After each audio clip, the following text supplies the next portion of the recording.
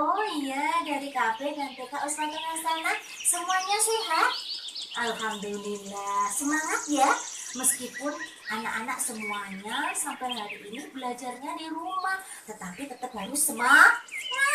Iya, semangat. Oke. Baik, anak-anakku yang soleh dan solehah, jumpa lagi nih dengan Bunda Lika dan Liku. Oh ya, dengan Liku.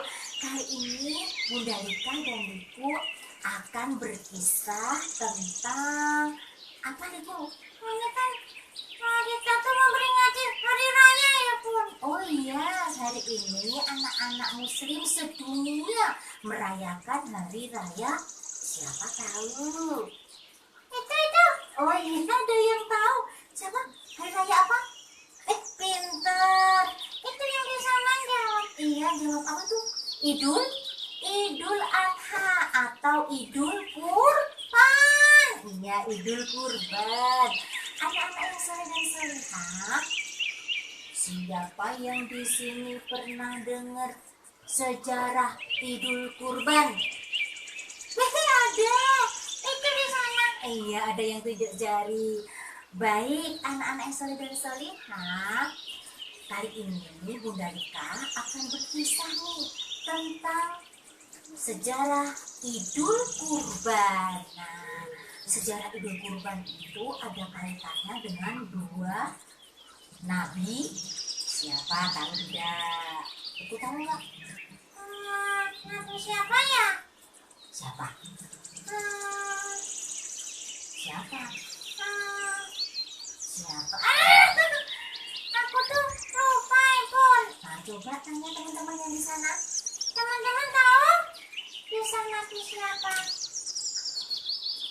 Ada yang menjawab betul, kisah Nabi Ibrahim dan Nabi Ismail. Iya, Nabi Ismail. Baik, anak-anak salihah, duduk yang rapi, kita akan mendengarkan teladan kisah Nabi Ismail.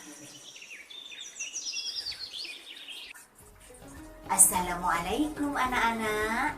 Waalaikumsalam warahmatullahi wabarakatuh. Bagaimana kabarnya? Setelah sekian lama tidak berangkat ke sekolah ya? Kangen banget Bu Guru. Sama, Bu Guru juga kangen sama anak-anak semua. Anak-anak, kali ini hari pertama masuk, kita merayakan hari raya Idul Adha. Siapa yang tahu sejarah Idul Adha? Ada yang tahu? Bobby? Belum tahu Bu Guru. Baik, gak apa-apa. Anak-anak yang ada di rumah semua, ada yang sudah pernah dengar kisah Nabi Ibrahim dan Nabi Ismail? Baik, ada yang sudah, ada yang belum. Kali ini Bu Guru akan berkisah tentang sejarah Idul Adha, yaitu tentang kisah Nabi Ibrahim dan Nabi Ismail. Anak-anak semuanya mendengarkan dengan tertib ya. Iya Bu Guru. Anak-anak yang soleh dan solihah, Nabi Ibrahim mempunyai istri bernama Hajar. Nabi Ibrahim dan Bunda Hajar mempunyai seorang putra bernama Ismail. Ismail kecil dan Bunda Hajar terpaksa ditinggalkan oleh Nabi Ibrahim di tempat yang sepi, tandus, gersang, dan tidak berpenghuni.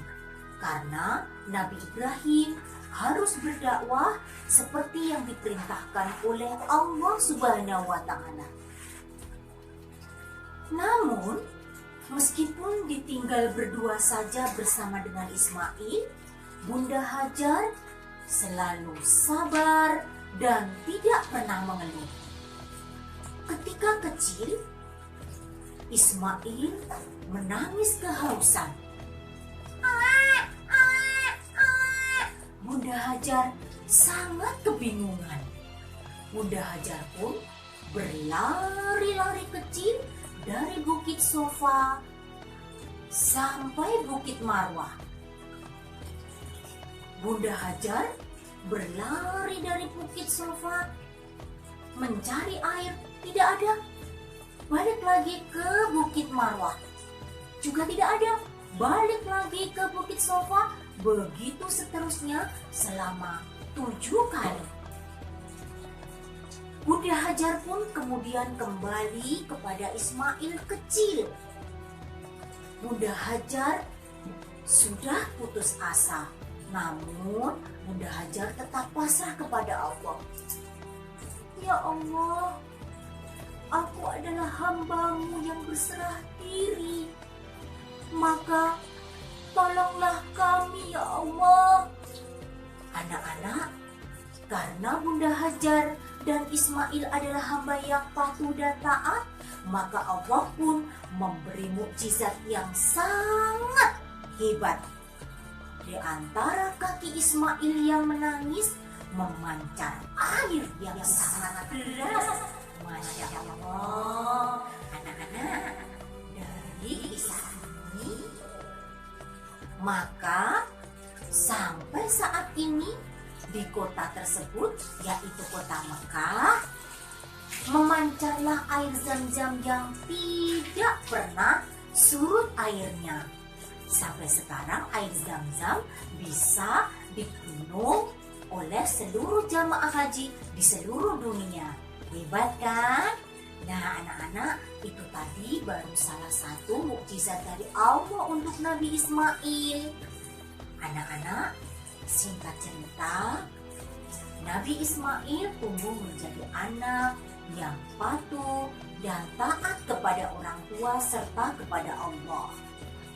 Suatu hari, Nabi Ibrahim datang dengan membawa perintah dari Allah. Nabi Ibrahim mendapat perintah dari Allah untuk mengorbankan putranya Ismail. Nabi Ibrahim pun mendatangi putranya Ismail. Wahai anakku, ayah mendapatkan perintah dari Allah untuk mengorbankan engkau, nak. Bagaimana menurutmu? Anak-anak, apa ya kira-kira jawaban dari Ismail? Mau tidak ya Ismail dikorbankan?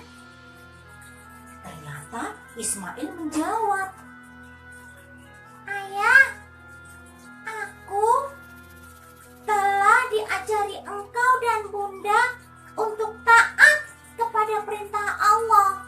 Maka ayah, laksanakanlah perintah Allah.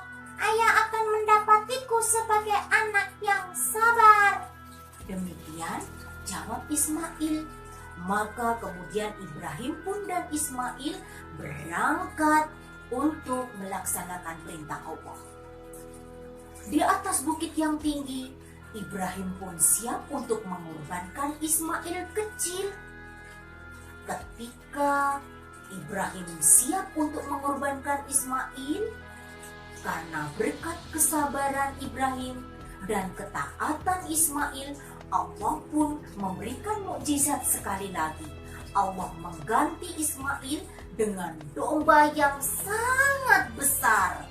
Maka Ismail tidak jadi dikorbankan, tetapi yang dikorbankan adalah seekor domba yang besar. Alhamdulillah. Maka Nabi Ibrahim dan Ismail pun bertakbir bersama-sama.